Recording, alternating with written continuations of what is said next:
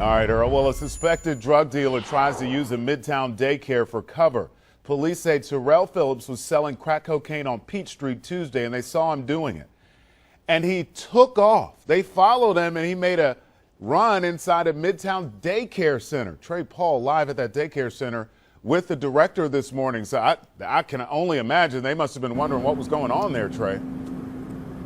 They are. Terry Oliver's here with us, Ernie. She's going to help us understand what exactly happened. How did this guy get in, Terry? Actually, our door was locked, and we keep it locked every day. He came to the door and knocked on the door and rang the doorbell, and we came to the door and said, "How can I help you?" And he kind of pushed his way in, and we said, "How can I help you?" And he said, "I need to use the restroom." Was he using the intercom at that point? You asked. The intercom. So you opened the door for this stranger? Well, we opened the door for a person who could have been patronizing our business. Okay. Because we're servicing 82 students.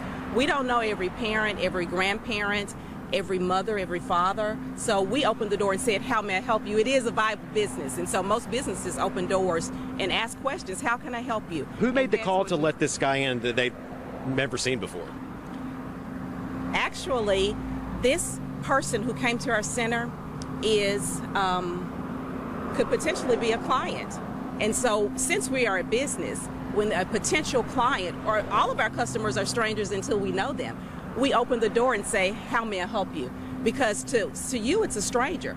To us, it's a potential client.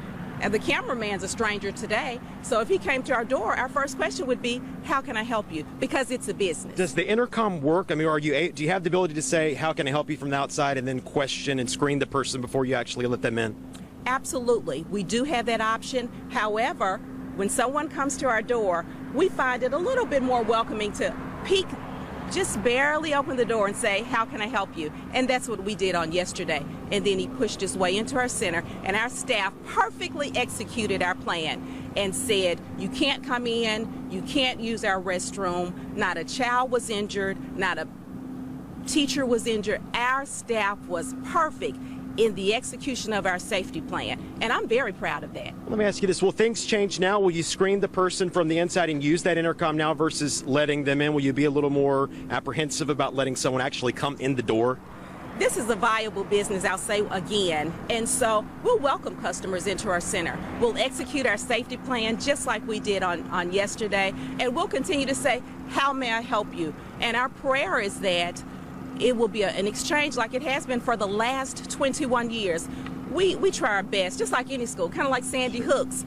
I think we actually did better than that because he was actually able to get into that building and harm children. And our staff, once again, perfectly executed our safety plan.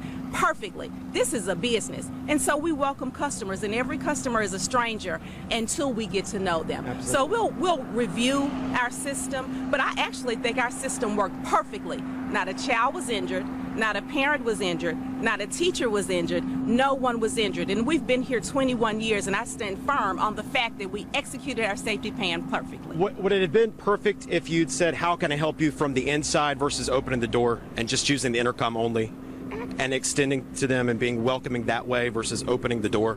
I think that could have possibly been another news story, or something with the Better Business Bureau. We're coming into your business or asking to come into your business and to see your business and say, "Hi, how can I help you? We want to know about your business," and we're talking to them through a door. I'm not sure if that's best business practice, but what I do know is best business practice is to have a safety plan in place. We had it in place. To execute a safety plan, it was executed. To keep all of the children safe in our building, they were. To make sure that no adult was injured and no adult or child was. So business is business. This is a viable business for the last 21 years, and every child was safe. Last question for you. What do you say to the parents who say, "This just isn't good enough. I would have preferred to have talked to the person through the door, through the intercom versus opening the door"?